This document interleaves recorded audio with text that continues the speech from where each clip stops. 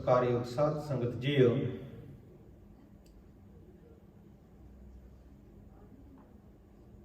ਧੰਨ ਧੰਨ ਸ਼੍ਰੀ ਗੁਰੂ ਹਰਿਰਾਏ ਸਾਹਿਬ ਜੀ ਦੇ ਪ੍ਰਕਾਸ਼ ਪੁਰਬ ਦੀਆਂ ਆਪ ਸਮੂਹ ਸੰਗਤਾਂ ਨੂੰ ਲੱਖ ਲੱਖ ਵਧਾਈਆਂ ਹੋਵਣ।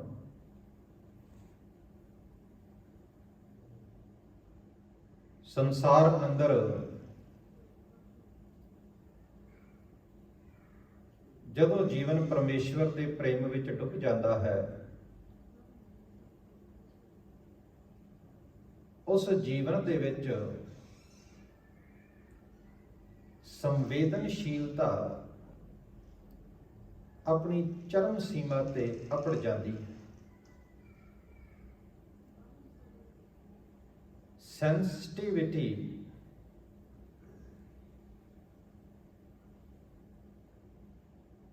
ਸਭ ਤੋਂ ਪੀਕ ਤੇ ਹੁੰਦੀ ਹੈ ਜਦੋਂ ਜੀਵਨ ਪਰਮੇਸ਼ਵਰ ਨਾਲ ਜੁੜ ਜਾਂਦਾ ਹੈ। ਔਰ ਜਿਉਂ-ਜਿਉਂ ਜੀਵਨ ਪਰਮੇਸ਼ਵਰ ਤੋਂ ਦੂਰ ਜਾਂਦਾ ਹੈ, ਤਿਉਂ-ਤਿਉਂ ਸੈਂਸਿਟਿਵਿਟੀ ਘਟਦੀ ਜਾਂਦੀ ਹੈ, ਸੰਵੇਦਨਸ਼ੀਲਤਾ ਘਟਦੀ ਜਾਂਦੀ ਹੈ। ਸੰਸਾਰਿਕ ਰੂਪ ਦੇ ਵਿੱਚ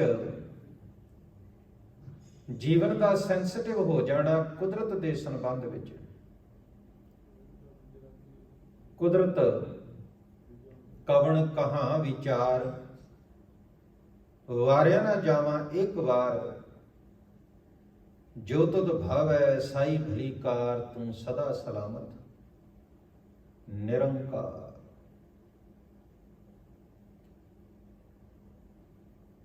ਐਸਾ ਜੀਵਨ ਸਮਝ ਜਾਂਦਾ ਹੈ ਕਿ ਸਾਰੀ ਸ੍ਰਿਸ਼ਟੀ ਇੱਕ ਹੀ ਲੜੀ ਵਿੱਚ ਪਰੋਈ ਹੋਈ ਹੈ।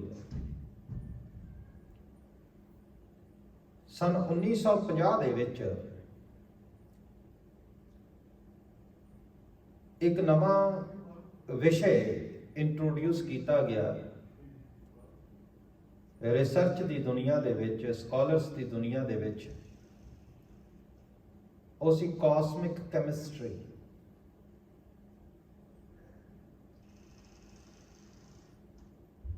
ਔਰ ਵਿਗਿਆਨਿਕਾਂ ਨੇ ਇਸ ਗੱਲ ਨੂੰ ਮੰਨਿਆ ਕਿ ਸਾਰੀ ਸ੍ਰਿਸ਼ਟੀ ਜੋ ਹੈ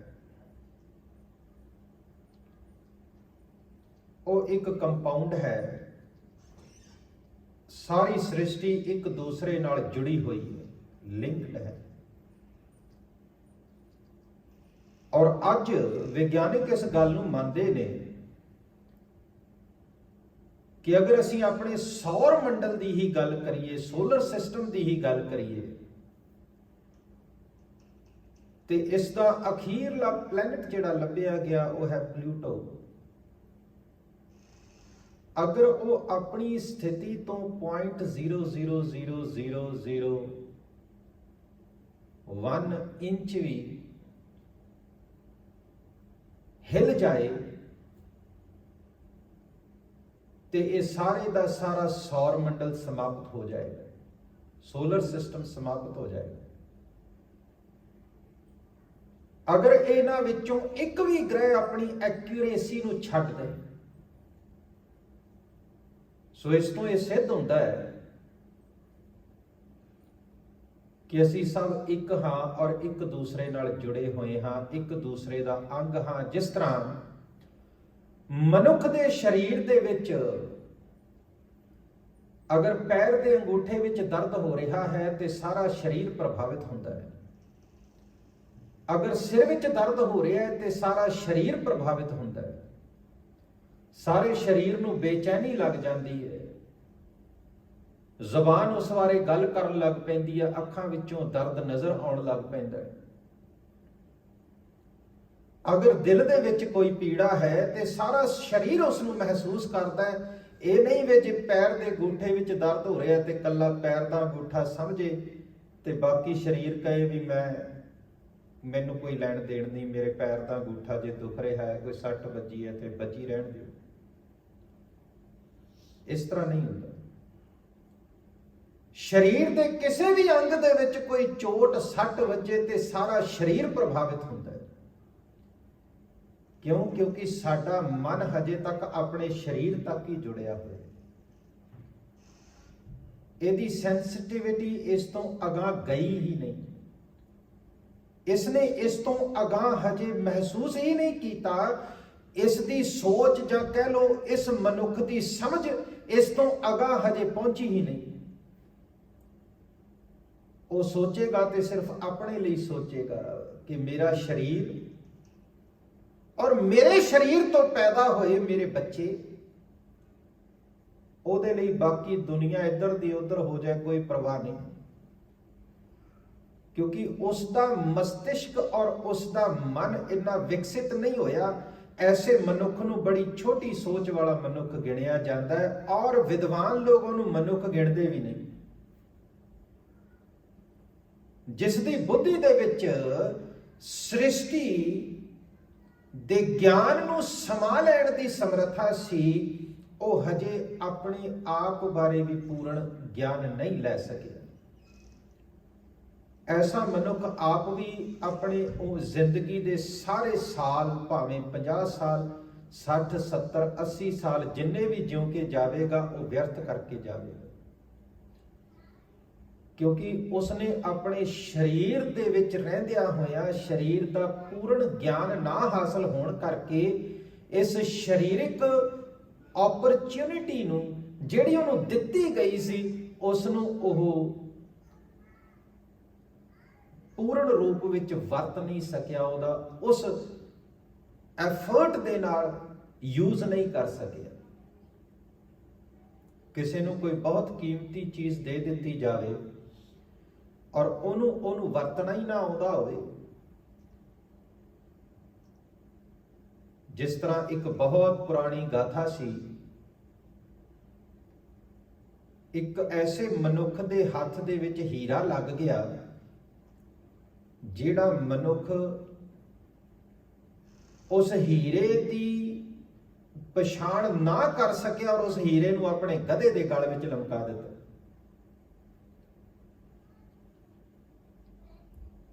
ਔਰ ਜਦੋਂ ਉਸ ਹੀਰੇ ਨੂੰ ਕਿਸੇ ਜੌਹਰੀ ਨੇ ਵੇਖਿਆ ਤੇ ਉਹ ਸਮਝ ਗਿਆ ਵੀ ਇਹ ਜਿਹੜਾ ਪੱਥਰ ਇਸਨੇ ਸਮਝ ਕੇ ਗਧੇ ਦੇ ਗਲ ਵਿੱਚ ਲਮਕਾਇਆ ਹੋਇਆ ਹੈ, ਇਹ ਇਹਦੀ ਮੂੜਤਾ ਔਰ ਮੂਰਖਤਾ ਦੇ ਕਾਰਨ ਹੈ। ਅਸਲ ਵਿੱਚ ਇਹ ਇੱਕ ਬੇਸ਼ਕੀਮਤੀ ਹੀਰਾ ਹੈ। ਇਸੇ ਤਰ੍ਹਾਂ ਜਿਹੜੇ ਇਸ ਗੱਲ ਦਾ ਗਿਆਨ ਰੱਖਦੇ ਨੇ, ਜਿਨ੍ਹਾਂ ਨੇ ਆਪਣੇ ਜੀਵਨ ਵਿੱਚ ਮਹਿਸੂਸ ਕੀਤਾ ਵੀ ਇਹ ਜੀਵਨ ਹੈ, ਕਿ ਇਸ ਜੀਵਨ ਵਿੱਚ ਸਮਰੱਥਾ ਹੈ ਪ੍ਰਮਾਤਮਾ ਹੋ ਜਾਣ ਦੀ, ਹੁਣ ਇਸ ਤੋਂ ਹੋਰ ਉਦਾਂ ਕੀ ਹੋਇਆ ਜਾ ਸਕਦਾ ਕਿ ਜੀਵਨ ਦੇ ਵਿੱਚ ਸਮਰੱਥਾ ਸੀ ਪ੍ਰਮਾਤਮਾ ਹੋ ਜਾਣ ਦੀ, ਔਰ ਉਹਨਾਂ ਨੇ ਘੋਸ਼ਣਾ ਵੀ ਕਰ ਦਿੱਤੀ ਵੀ ਮੇਰਾ ਜੀਵਨ ਪ੍ਰਮਾਤਮਾ ਹੋ ਗਿਆ। ਐਸੇ ਵੀ ਹੋਏ ਸੰਸਾਰ। ਪਰ ਕੀ ਕਾਰਨ ਹੈ ਕਿ ਦੂਸਰਾ ਸਰੀਰ ਇਸ ਨੂੰ ਗਧੇ ਦੇ ਵਿੱਚ ਲਮਕਾਈ ਫਿਰ ਰਿਹਾ ਹੈ, ਉਸ ਤਰ੍ਹਾਂ ਜਿਸ ਤਰ੍ਹਾਂ ਇਹ ਇੱਕ ਵਿਅਰਥ ਪੱਥਰ ਹੁੰਦਾ ਹੈ। ਕਿਉਂ?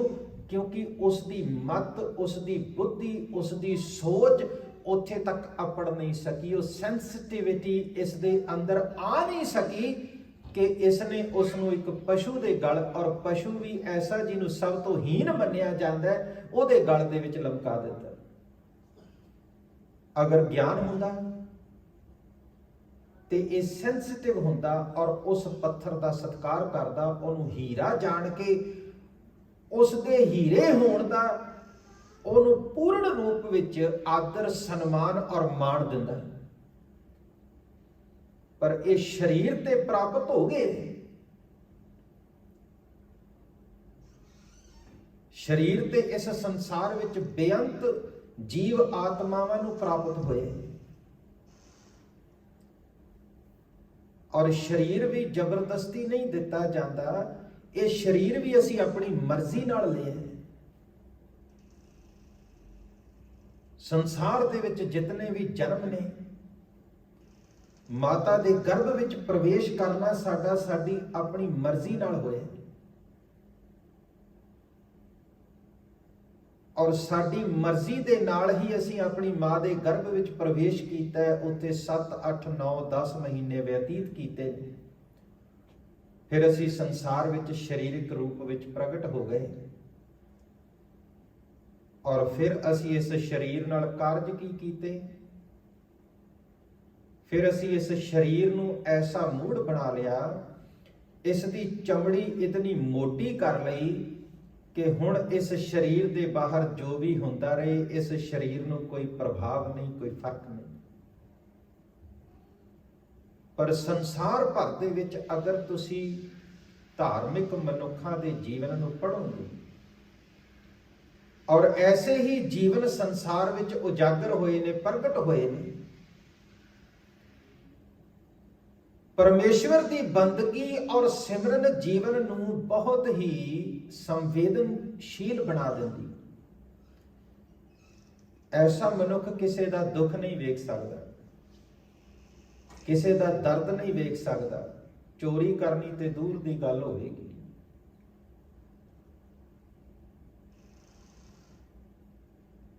ਕਿਸੇ ਨੂੰ ਧੋਖਾ ਨਹੀਂ ਦੇ ਸਕਦਾ, ਕਿਸੇ ਨਾਲ ਝੂਠ ਨਹੀਂ ਬੋਲ ਸਕਦਾ।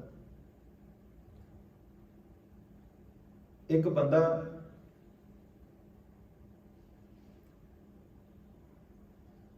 ਨਗਰ ਦੇ ਅਫਸਰ ਇਕੱਠੇ ਹੋ ਗਏ, ਉਹਦਾ ਟੈਸਟ ਸੀ ਤੇ ਉਹਨੂੰ ਸਾਹਮਣੇ ਵਿਖਾਇਆ ਗਿਆ ਵੀ ਤੈਨੂੰ ਕੁਝ ਨਜ਼ਰ ਆ ਰਿਹਾ ਹੈ, ਕੋਈ ਅੱਖਰ। ਆਈ ਟੈਸਟ ਸੀ। ਉਹਨੂੰ ਜੇ ਪਾਸ ਕਰਦਾ ਤੇ ਉਹਦੀ क्षमता ਨਿਰਧਾਰਿਤ ਕੀਤੀ ਜਾਣੀ ਸੀ। ਤੇ ਜਿਸ ਤਰ੍ਹਾਂ ਅਸੀਂ ਆਈ ਟੈਸਟ ਜਦੋਂ ਕਰਾਉਣ ਜਾਂਦੇ ਆ ਤੇ ਸਾਹਮਣੇ ਸਾਡੇ ਅਲਫਾਬੈਟਸ ਲਿਖੇ ਹੁੰਦੇ ਨੇ, ਉੱਥੇ ਅਲਫਾਬੈਟਸ ਲਿਖੇ ਸੀ। ਉਹ ਅਫਸਰ ਪੁੱਛਦਾ ਵੀ ਤੈਨੂੰ ਕੋਈ ਅੱਖਰ ਦਿਖਾਈ ਦੇ ਰਿਹਾ, ਉੱਪਰਲੀ ਲਾਈਨ ਵਾਲਾ, ਹੇਠਲੀ ਸੈਂਟਰ ਦੀ ਲਾਈਨ ਵਾਲਾ? ਕਹਿੰਦਾ ਕਿੱਥੇ ਲਿਖੇ ਨੇ ਅੱਖਰ? ਮੈਨੂੰ ਤੇ ਦਿਖਾਈ ਨਹੀਂ ਦੇ ਰਿਹਾ, ਮੈਨੂੰ ਤੇ ਨਜ਼ਰ ਹੀ ਨਹੀਂ ਕੁਝ ਆ ਰਿਹਾ। ਕਹਿੰਦਾ ਉਹ ਸਾਹਮਣੇ ਜਿਹੜੇ ਅੱਖਰ ਬੋਰਡ ਤੇ ਲਿਖੇ ਹੋਏ ਨੇ ਉਹ ਤੈਨੂੰ ਦਿਸ ਨਹੀਂ ਰਹੇ? ਕਹਿੰਦਾ ਕਿਹੜਾ ਬੋਰਡ? ਮੈਨੂੰ ਤੇ ਬੋਰਡ ਹੀ ਨਹੀਂ ਦਿਸ ਰਿਹਾ, ਤੁਸੀਂ ਅੱਖਰਾਂ ਦੀ ਗੱਲ ਕਰਦੇ। ਮੈਨੂੰ ਤੇ ਬੋਰਡ ਹੀ ਨਜ਼ਰ ਨਹੀਂ ਆ ਰਿਹਾ, ਕਿਸ ਬੋਰਡ ਦੀ ਗੱਲ ਕਰ ਰਹੇ? ਬਹੁਤ ਜੱਦੋ ਜਹਿਦ ਤੋਂ ਬਾਅਦ ਇੱਕ ਥਾਲ ਮੰਗਾਈ ਗਈ, ਉਹਦੇ ਹੱਥ ਵਿੱਚ ਧਰ ਦਿੱਤੀ ਗਈ ਵੀ ਇਹ ਤੇ ਤੈਨੂੰ ਨਜ਼ਰ ਆ ਰਹੀ ਹੋਣੀ ਨਾ। ਕਹਿੰਦਾ ਇਹ ਤੁਹਾਨੂੰ ਕਿੱਥੋਂ ਲੱਭੀ? ਮੇਰੀ ਅਠੰਨੀ ਕਹਿੰਦਾ 5-7 ਦਿਨ ਪਹਿਲਾਂ ਖੋ ਗਈ ਸੀ, ਤੁਹਾਨੂੰ ਕਿੱਥੋਂ ਲੱਭ ਗਈ? ਥਾਲ ਨੂੰ ਅਠੰਨੀ ਦੱਸ ਰਿਹਾ। ਮੂਰਖ ਬਣਾਉਣਾ ਹੈ ਸੰਸਾਰ ਨੂੰ, ਜਿੱਦਾਂ ਮਰਜ਼ੀ ਬਣਾਈ ਜਾਓ। 4-5 ਦਿਨ ਬਾਅਦ ਉਹ ਕਿਤੇ ਕੋਈ ਫਿਲਮ ਵੇਖਣ ਗਿਆ, ਉੱਥੇ ਉਹਦਾ ਅਫਸਰ ਵੀ ਆ ਗਿਆ। ਜਦੋਂ ਇੰਟਰਵੈਲ ਦੇ ਵਿੱਚ ਲਾਈਟ ਹੋਈ ਤੇ ਦੋਨੇ ਨਾਲ ਦੀਆਂ ਸੀਟਾਂ ਤੇ ਬੈਠੇ ਤੇ ਇੱਕ ਦੂਜੇ ਨੂੰ ਵੇਖਣ ਡਏ।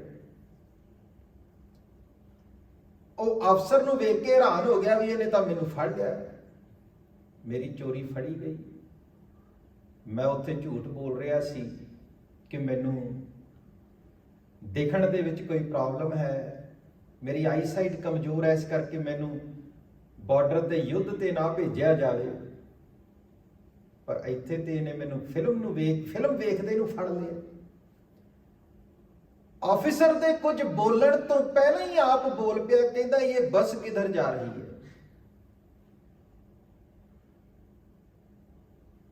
ਮੂਰਖ ਹੀ ਬਣਾਉਣਾ ਹੈ ਸੰਸਾਰ ਨੂੰ, ਜਿਸ ਤਰ੍ਹਾਂ ਮਰਜ਼ੀ ਬਣਾਈ ਜਾਓ। ਔਰ ਸੰਸਾਰ ਨੂੰ ਮੂਰਖ ਬਣਾ ਰਹੇ ਹੋ ਤੇ ਠੀਕ ਹੈ, ਪਰ ਆਪਣੇ ਆਪ ਨੂੰ ਮੂਰਖ ਬਣਾਇਆ ਤੇ ਇਸ ਦਾ ਜੋ ਰਿਜ਼ਲਟ ਹੋਵੇਗਾ ਉਹ ਬਹੁਤ ਮਾੜਾ ਹੋਵੇਗਾ।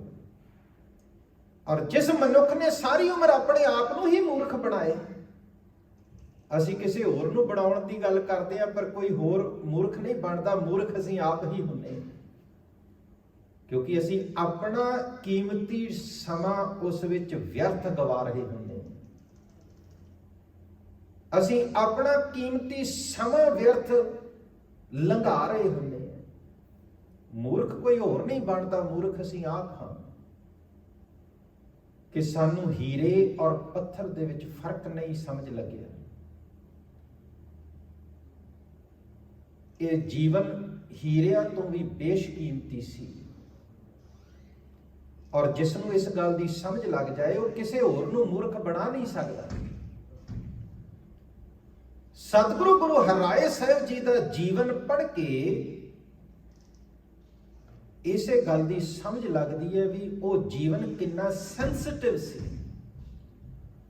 ਉਸ ਜੀਵਨ ਦੇ ਵਿੱਚ ਕਿਤਨੀ ਕੁ ਸੈਂਸਿਟਿਵਿਟੀ ਸੀ। ਸੰਧਿਆ ਦਾ ਵੇੜਾ ਸੀ। ਸਾਖੀਕਾਰ ਬੜੇ ਪ੍ਰੇਮ ਨਾਲ ਲਿਖਦੇ ਨੇ ਇਹ ਸਾਖੀ। ਸ੍ਰੀ ਗੁਰੂ ਹਰਿਰਾਏ ਸਾਹਿਬ ਮਹਾਰਾਜ ਬਾਗ ਦੇ ਵਿੱਚ ਟਹਿਲ ਰਹੇ ਸਨ। ਉਹਨਾਂ ਦੇ ਚੋਲੇ ਦੇ ਇੱਕ ਪੱਲੇ ਦੇ ਨਾਲ ਇੱਕ ਫੁੱਲ ਫਸਣ ਕਰਕੇ ਟੁੱਟ ਕੇ ਜ਼ਮੀਨ ਤੇ ਡਿੱਗ ਗਿਆ। ਉਸ ਟੁੱਟੇ ਹੋਏ ਫੁੱਲ ਨੂੰ ਵੇਖ ਕੇ ਹਿਰਦੇ ਦੇ ਅੰਦਰ ਤੱਕ ਪੀੜਾ ਔਰ ਦਰਦ ਦੀ ਇੱਕ ਲਹਿਰ ਦੌੜ ਗਈ। ਹਿਰਦਾ ਮਾਨੋ ਕਿਸੇ ਨੇ ਵਿੰਨ ਦਿੱਤਾ ਹੋਵੇ। ਨਹੀਂ ਤੇ ਇੱਕ ਫੁੱਲ ਦੇ ਟੁੱਟਣ ਨਾਲ ਕਿਸੇ ਨੂੰ ਕੀ ਪ੍ਰਭਾਵ, ਕਿਸੇ ਨੂੰ ਕੀ ਫਰਕ ਪੈਂਦਾ ਹੈ? ਲੋਕੀ ਹਜ਼ਾਰਾਂ ਫੁੱਲ ਤੋੜ ਦਿੰਦੇ। ਇੱਕ ਬੂਟੇ ਨੂੰ ਲੱਗਿਆ ਹੋਇਆ ਇੱਕ ਫੁੱਲ ਟੁੱਟਣ ਦੇ ਨਾਲ, ਸਾਖੀਕਾਰ ਲਿਖਦੇ ਨੇ, ਗੁਰੂ ਹਰਿਰਾਏ ਸਾਹਿਬ ਜ਼ਮੀਨ ਤੇ ਬੈਠ ਗਏ। ਉਸ ਫੁੱਲ ਨੂੰ ਬੜੇ ਪ੍ਰੇਮ ਦੇ ਨਾਲ ਚੁੱਕਿਆ ਔਰ ਆਪਣੇ ਮਸਤਕ ਨਾਲ ਲਾਉਂਦੇ ਨੇ। ਤੇ ਹੋਈ ਭੁੱਲ ਦਾ ਜੋ ਭੁੱਲ ਹੋ ਚੁੱਕੀ ਹੈ, ਉਸ ਦੇ ਸੰਬੰਧ ਵਿੱਚ ਪਰਮੇਸ਼ਵਰ ਦੇ ਚਰਨਾਂ ਵਿੱਚ ਅਰਦਾਸ ਬੇਨਤੀ ਜੋਦੜੀ ਕਰਦੇ ਨੇ ਵੀ ਮੇਰੇ ਕਾਰਨ ਇਹ ਫੁੱਲ ਟੁੱਟੇ ਹੈ। ਜਿਹੜਾ ਬਾਗ ਦੇ ਵਿੱਚ ਖਿੜਿਆ ਹੋਇਆ ਸੀ ਔਰ ਮਹਿਕ ਦੇ ਰਿਹਾ ਸੀ, ਖੁਸ਼ਬੂ ਦੇ ਰਿਹਾ ਸੀ, ਔਰ ਜਿਸ ਦੀ ਸੁੰਦਰਤਾ ਆਪਣੇ ਆਪ ਦੇ ਵਿੱਚ ਬਾ ਕਮਾਲ ਸੀ,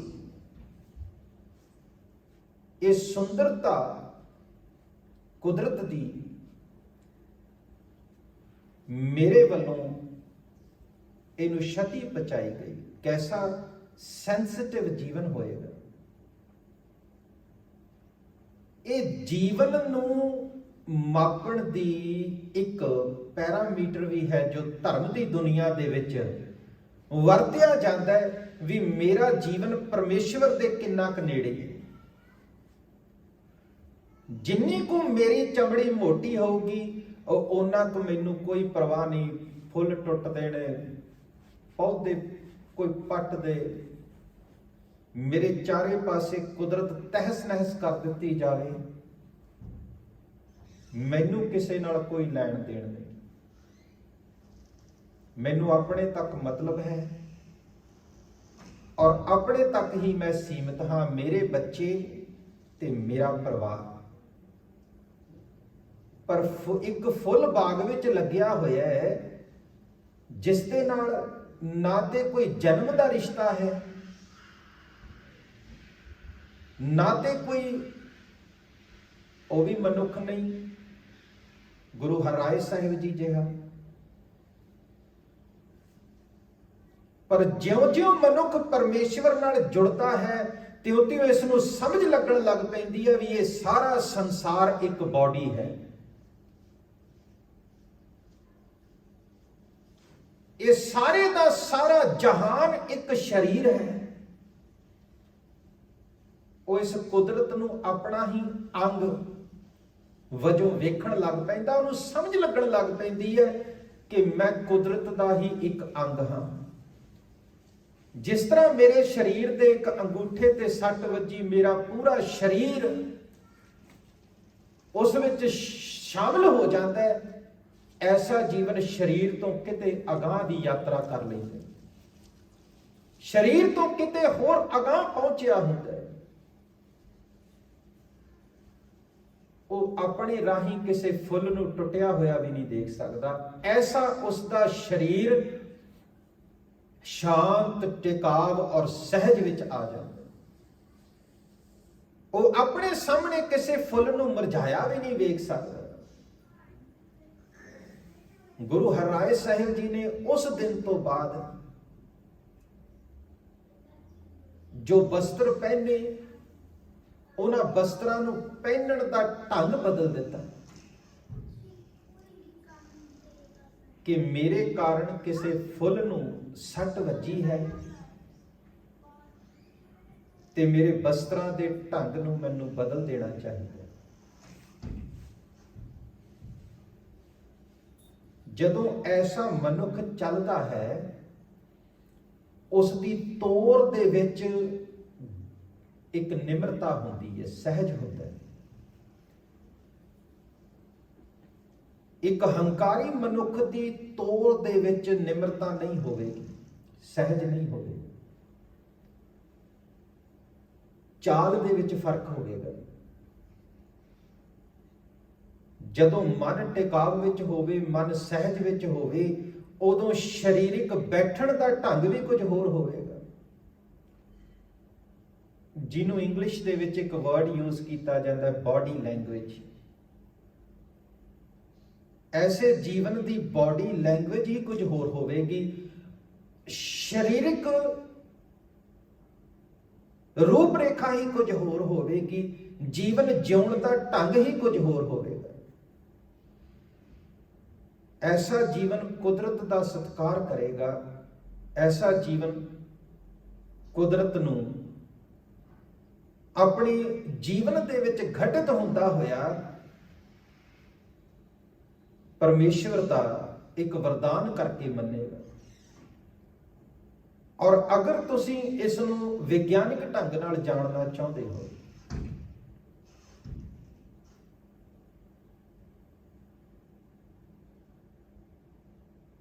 ਰੂਸ ਦੇ ਵਿੱਚ ਇੱਕ ਸਾਇੰਟਿਸਟ ਹੋਇਆ ਜਿਸ ਨੂੰ ਸਟੈਲਿਨ ਨੇ 50 ਸਾਲ ਜੇਲ੍ਹ ਦੇ ਵਿੱਚ ਰੱਖਿਆ।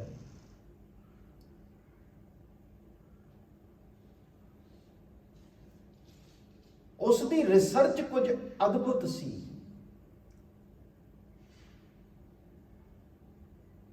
ਉਸ ਦੀ ਰਿਸਰਚ ਨੇ ਇਹ ਸਿੱਧ ਕੀਤਾ, ਔਰ ਅੱਜ ਵੀ ਜਿਸ ਨੂੰ ਸਿੱਧ ਕੀਤਾ ਜਾ ਰਿਹਾ ਹੈ ਔਰ ਮੰਨਿਆ ਜਾ ਰਿਹਾ ਹੈ, ਅਸੀਂ ਹੁਣੇ ਇੱਕ ਬਹੁਤ ਵੱਡੇ ਪੈਂਡੇਮਿਕ ਚੋਂ ਨਿਕਲੇ ਹਾਂ, ਜਿਹਨੂੰ ਅਸੀਂ ਕੋਵਿਡ ਕਹਿੰਦੇ ਹਾਂ। ਔਰ ਅਗਰ ਵਿਦਵਾਨਾਂ ਨੂੰ ਪੜ੍ਹੀਏ ਔਰ ਵਿਦਵਾਨਾਂ ਨੂੰ ਜਾਂਚੀਏ ਤੇ ਸਮਝ ਵਿੱਚ ਆਵੇਗਾ ਕਿ ਇਸ ਦੇ ਆਉਣ ਦਾ ਕਾਰਨ ਕੀ ਹੈ, ਤੇ ਇਸ ਦੀ ਸ਼ੁਰੂਆਤ ਜਿਹੜੀ ਹੈ, ਇਸ ਵਿਸ਼ੇ ਦੇ ਵਿੱਚ ਅਗਰ ਕਿਸੇ ਨੇ ਰਿਸਰਚ ਦੀ ਸ਼ੁਰੂਆਤ ਕੀਤੀ ਤਾਂ ਫਰਾਂਸ ਦੇ ਉਸ ਸਾਇੰਟਿਸਟ ਨੇ ਕੀਤੀ, ਜੋ 1953 ਦੇ ਵਿੱਚ ਜੇਲ੍ਹ ਚੋਂ ਬਾਹਰ ਆਇਆ ਜਦੋਂ ਸਟੈਲਿਨ ਦੀ ਡੈਥ ਹੋਈ। ਔਰ ਕੁਝ ਕੁ ਚਿਰ ਹੀ ਜਿਉਇਆ, 6-7 ਮਹੀਨੇ, ਪਰ ਦੁਨੀਆ ਨੂੰ ਪਿਛਲੇ 700 ਸਾਲਾਂ ਦੇ ਪ੍ਰਮਾਣ ਦੇ ਕੇ ਚਲਿਆ ਗਿਆ ਕਿ ਕੁਝ ਵੀ ਧਰਤੀ ਤੇ ਘਟਿਤ ਹੁੰਦਾ ਹੈ, ਕੋਈ ਪੈਂਡੇਮਿਕ ਆਉਂਦਾ ਹੈ, ਕੋਈ ਬਿਮਾਰੀ ਆਉਂਦੀ ਹੈ, ਕੋਈ ਐਗਰੈਸ਼ਨ ਆਉਂਦਾ ਹੈ, ਤੇ ਉਹਦਾ ਕਾਰਨ ਸੂਰਜ ਦੇ ਉੱਤੇ ਉੱਠੇ ਹੋਏ ਤੂਫਾਨ ਨੇ। ਜਿਸ ਤਰ੍ਹਾਂ ਜਦੋਂ ਪੂਰਨ ਚੰਦਰਮਾ ਦੀ ਰਾਤ, ਜਿਹਨੂੰ ਪੂਰਨਮਾਸ਼ੀ ਕਹਿੰਦੇ ਆ, ਤੁਸੀਂ ਸਮੁੰਦਰੀ ਇਲਾਕਿਆਂ ਦੇ ਨੇੜੇ ਰਹਿੰਦੇ ਹੋ, ਤੇ ਸਮੁੰਦਰ ਦੇ ਵਿੱਚ ਉਫਾਨ ਜਿਹੜਾ ਹੈ ਉਹ ਆਪਣੀ ਪੀਕ ਤੇ ਹੁੰਦਾ ਹੈ ਬਜਾਏ ਅਮਾਵਸ ਦੇ। ਤੇ ਮਨੁੱਖੀ ਸਰੀਰ ਦਾ ਵੀ ਜੋ ਅਨੁਪਾਤ ਹੈ ਸਰੀਰ ਦੇ ਵਿੱਚ ਨਮਕ ਔਰ ਪਾਣੀ ਦਾ, ਬਿਲਕੁਲ ਸਮਾਨ ਹੈ ਜਿਸ ਤਰ੍ਹਾਂ ਅਰਬ ਦੀ ਖਾੜੀ ਦੇ ਵਿੱਚ ਹੈ। ਤੇ ਉਸ ਵਿਗਿਆਨਿਕ ਦਾ ਕਹਿਣਾ ਹੈ ਕਿ ਜੇ ਸਮੁੰਦਰ ਦੇ ਪਾਣੀ ਨੂੰ ਪ੍ਰਭਾਵ ਪੈ ਸਕਦਾ ਹੈ ਤੇ ਫਿਰ ਮਨੁੱਖ ਦੇ ਅੰਦਰ ਪਾਣੀ ਦੇ ਵਿੱਚ ਕਿਉਂ ਨਹੀਂ ਪ੍ਰਭਾਵ ਪਵੇਗਾ। ਇਹ ਸਾਰੇ ਦਾ ਸਾਰਾ ਸੰਸਾਰ, ਬ੍ਰਹਿਮੰਡ ਇੱਕ ਰੂਪ ਹੈ ਔਰ ਇੱਕ ਦੂਸਰੇ ਨਾਲ ਜੁੜਿਆ ਹੋਇਆ ਹੈ, ਉਹ ਗੱਲ ਵੱਖਰੀ ਹੈ ਵੀ ਮੇਰੀ ਚਮੜੀ ਇਤਨੀ ਮੋਟੀ ਹੋ ਚੁੱਕੀ ਹੈ, ਇਸ ਉੱਤੇ ਅਗਿਆਨਤਾ ਦੀ ਇਤਨੀ ਵੱਡੀ ਪਰਤ ਜੰਮ ਚੁੱਕੀ ਹੈ ਵੀ ਇਹਨੂੰ ਕੁਝ ਮਹਿਸੂਸ ਹੀ ਨਹੀਂ ਹੁੰਦਾ। ਪਰ ਮਹਿਸੂਸ ਹੋਵੇ ਨਾ ਹੋਵੇ, ਸਤਿਗੁਰੂ ਗੁਰੂ ਨਾਨਕ ਸਾਹਿਬ ਮਹਾਰਾਜ ਕਹਿੰਦੇ ਬਲਿਹਾਰੀ ਕੁਦਰਤ ਵਸਿਆ, ਤੇਰਾ ਅੰਤ ਨਾ ਜਾਈ ਲਖਿਆ। ਕੁਦਰਤ ਕਵਣ ਕਹਾ ਵਿਚਾਰ, ਵਾਰਿਆ ਨਾ ਜਾਵਾਂ ਏਕ ਵਾਰ, ਜੋ ਤੁਧ ਭਾਵੈ ਸਾਈ ਭਲੀ ਕਾਰ, ਤੂੰ ਸਦਾ ਸਲਾਮਤ ਨਿਰੰਕਾਰ। ਇੱਕ ਹੋਰ ਗੁਰੂ ਹਰਿਰਾਏ ਸਾਹਿਬ ਜੀ ਦੇ ਜੀਵਨ ਦੀ ਘਟਨਾ ਕਹਿ ਕੇ ਤੇ ਸਮਾਪਤੀ ਕਰਾਂਗਾ। ਦੁਪਹਿਰ ਦਾ ਵੇਲਾ ਸੀ, ਗੁਰੂ ਹਰਿਰਾਏ ਸਾਹਿਬ ਮਹਾਰਾਜ ਲੇਟੇ ਹੋਏ ਸਨ। ਦੁਪਹਿਰ ਢਲ ਰਹੀ ਸੀ, ਸ਼ਾਮ ਹੋਣ ਵਾਲੀ ਸੀ। ਬਾਹਰ ਵਿਹੜੇ ਦੇ ਵਿੱਚ, ਖੁੱਲੇ ਮੈਦਾਨ ਦੇ ਵਿੱਚ ਲੇਟੇ ਹੋਏ ਸਨ, ਦਰਖਤ ਦੇ ਹੇਠਾਂ ਇੱਕ ਮੰਜੀ ਦੇ ਉੱਤੇ। ਐਨੇ ਨੂੰ ਇੱਕ ਜਥਾ ਗੁਰਬਾਣੀ ਦਾ ਕੀਰਤਨ ਕਰਦਾ ਹੋਇਆ ਉਸ ਮਾਰਗ ਤੋਂ ਲੰਘਿਆ। ਔਰ ਸਾਖੀਕਾਰ ਲਿਖਦੇ ਨੇ, ਗੁਰੂ ਹਰਿਰਾਏ ਸਾਹਿਬ ਜੀ ਨੇ ਜਦੋਂ ਕੀਰਤਨ ਦੀ ਆਵਾਜ਼ ਕੰਨਾਂ ਤੋਂ ਸੁਣੀ ਤੇ ਸੈਂਸਿਟਿਵਿਟੀ ਦੇਖੋ ਸਰੀਰ ਦੀ, ਉਸੇ ਵਕਤ ਉੱਠ ਕੇ ਖੜੇ ਹੋ ਗਏ। ਔਰ ਉਸ ਖੜੇ ਹੋਣ ਦੇ ਵਿੱਚ ਉਹਨਾਂ ਦਾ ਗੋਡਾ ਜਿਹੜਾ ਸੀ ਉਹ ਪਾਵੇ ਤੇ ਵੱਜਿਆ ਔਰ ਚੋਟ ਲੱਗ ਗਈ, ਸੱਟ ਲੱਗ ਗਈ। ਔਰ ਉਸ ਦਿਨ ਤੋਂ ਬਾਅਦ ਉਹਨਾਂ ਦਿਨ ਦੇ ਵੇਲੇ ਮੰਜੇ ਉੱਤੇ ਲੇਟਣਾ ਬੰਦ ਕਰ ਦਿੱਤਾ ਕਿ ਕਿਤੇ ਕੋਈ ਰਾਹੀ, ਕੋਈ ਜਥਾ ਗੁਰਬਾਣੀ ਦਾ ਕੀਰਤਨ ਕਰਦਾ ਲੰਘੇ ਤੇ ਮੇਰੇ ਤੋਂ ਗੁਰਬਾਣੀ ਦੀ ਬੇਅਦਬੀ ਨਾ ਹੋਵੇ। ਜਦੋਂ ਗੁਰੂ ਬਾਣੀ ਦਾ ਕੀਰਤਨ ਹੋ ਰਿਹਾ ਹੋਵੇ ਤੇ ਮੈਂ ਜ਼ਮੀਨ ਤੇ ਹੋਵਾਂ, ਹੇਠਾਂ ਹੋਵਾਂ, ਉੱਪਰ ਨਾ ਹੋਵਾਂ। ਐਸਾ ਸੰਵੇਦਨਸ਼ੀਲ ਜੀਵਨ, ਇਹ ਉਸੇ ਜੀਵਨ ਦੇ ਵਿੱਚ ਇਸ ਚੀਜ਼ ਦਾ ਪ੍ਰਭਾਵ ਨਜ਼ਰ ਆਵੇਗਾ ਜਿਹੜਾ ਸੰਵੇਦਨਸ਼ੀਲਤਾ ਦੀ ਹੱਦ ਨੂੰ ਪਾਰ ਕਰ ਚੁੱਕਿਆ ਹੋਵੇ।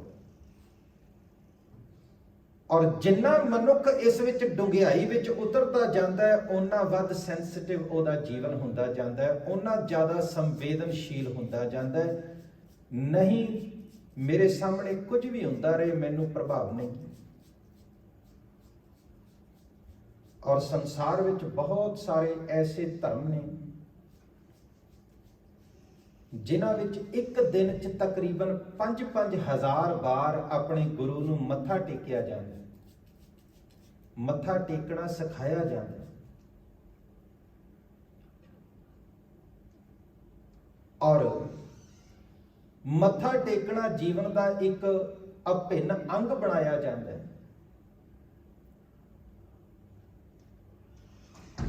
ਇਤਨਾ ਗਹਿਰੇ ਵਿੱਚ ਉਤਰ ਜਾਏ ਜੀਵਨ ਦੇ ਵਿੱਚ, ਮੱਥਾ ਟੇਕਣਾ ਵੀ ਜੀਵਨ ਦਾ ਇੱਕ ਅਭਿੰਨ ਅੰਗ ਬਣ ਜਾਏ।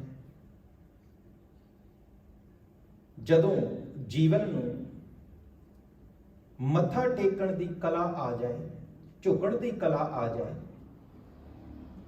ਤੇ ਜੀਵਨ ਸੰਵੇਦਨਸ਼ੀਲਤਾ ਦੀ ਹੱਦ ਨੂੰ ਪਾਰ ਕਰ ਜਾਂਦਾ ਹੈ। ਔਰ ਐਸਾ ਸੈਂਸਿਟਿਵ ਜੀਵਨ ਹੀ ਪਰਮੇਸ਼ਵਰ ਦੀ ਨਜ਼ਦੀਕੀ ਨੂੰ ਮਾਣ ਸਕਦਾ ਹੈ, ਕਿਉਂਕਿ ਫਿਰ ਵਿਚਕਾਰ ਵਾਲਾ ਜਿਹੜਾ ਪੜਦਾ ਹੈ ਉਹ ਸਮਾਪਤ ਹੋ ਜਾਂਦਾ ਹੈ। ਜੋ ਵਿਚਕਾਰ ਵਾਲੀ ਜਿਹੜੀ ਪਰਤ ਹੈ ਉਹ ਸਮਾਪਤ ਹੋ ਜਾਂਦੀ, ਜਿਹਨੂੰ ਗੁਰੂ ਨਾਨਕ ਸਾਹਿਬ ਕਹਿੰਦੇ ਕਿਵ ਸਚਿਆਰਾ ਹੋਈ ਹੈ, ਕਿਵ ਕੂੜੈ ਟੁੱਟੈ ਪਾਲ। ਉਹ ਜਿਹੜੀ ਵਿੱਚ ਕੂੜ ਦੀ, ਝੂਠ ਦੀ ਪਾਲ ਬਣਾਈ ਹੋਈ ਹੈ ਨਾ, ਜਿਹਦੇ ਕਰਕੇ ਸੈਂਸਿਟਿਵਿਟੀ ਜਿਹੜੀ ਮਹਿਸੂਸ ਨਹੀਂ ਹੁੰਦੀ, ਸੰਵੇਦਨਸ਼ੀਲਤਾ ਮਹਿਸੂਸ ਨਹੀਂ ਹੁੰਦੀ। ਜਦੋਂ ਉਹ ਵਾਲ ਜਿਹੜੀ, ਉਹ ਕੰਧ ਟੁੱਟ ਜਾਂਦੀ ਹੈ, ਉਦੋਂ ਜੀਵਨ ਸੈਂਸਿਟਿਵ ਹੋ ਜਾਂਦਾ, ਭਾਵ ਇਹਨੂੰ ਹਰ ਵਕਤ ਪਰਮੇਸ਼ਵਰ ਦੀ ਮੌਜੂਦਗੀ ਮਹਿਸੂਸ ਹੁੰਦੀ। ਫਿਰ ਇਹ ਫੁੱਲ ਨੂੰ ਵੇਖੇਗਾ, ਫੁੱਲ ਵਿੱਚੋਂ ਪਰਮੇਸ਼ਵਰ ਨਜ਼ਰ ਆਵੇ। ਕੰਡੇ ਨੂੰ ਵੇਖੇਗਾ, ਕੰਡਿਆਂ ਚੋਂ ਪਰਮੇਸ਼ਵਰ ਨਜ਼ਰ ਆਵੇ। ਬੱਦਲਾਂ ਵਿੱਚੋਂ ਪਰਮੇਸ਼ਵਰ ਨਜ਼ਰ ਆਵੇਗਾ, ਚੰਦਰਮਾ ਵਿੱਚੋਂ ਪਰਮੇਸ਼ਵਰ ਨਜ਼ਰ ਆਵੇ। ਹੌਲੀ ਹੌਲੀ ਹੌਲੀ ਹੌਲੀ ਇਹ ਇਮੇਜਸ ਖਤਮ ਹੋ ਜਾਣਗੀਆਂ, ਫਿਰ ਸਿਰਫ ਤੇ ਸਿਰਫ ਪਰਮੇਸ਼ਵਰ ਹੀ ਰਹਿ ਜਾਏਗਾ, ਫਿਰ ਪ੍ਰਭੂ ਪਰਮਾਤਮਾ ਹੀ ਰਹਿ ਜਾਏਗਾ। ਸੋ ਐਸਾ ਜੀਵਨ ਧੰਨ ਗੁਰੂ ਹਰਿਰਾਏ ਸਾਹਿਬ ਜੀ ਮਹਾਰਾਜ